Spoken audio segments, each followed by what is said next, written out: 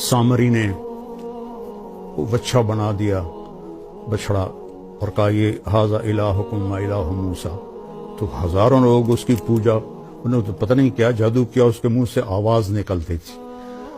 تو موسیٰ علیہ السلام کوہ طور سے واپس آئے تو دیکھا وہ بچڑے کی پوجا کر رہے ہیں. تو اللہ تعالیٰ سے پوچھا یا اللہ کیا حکم ہے؟ کہا ان کی توبہ یہ ہے انہیں قتل کرو.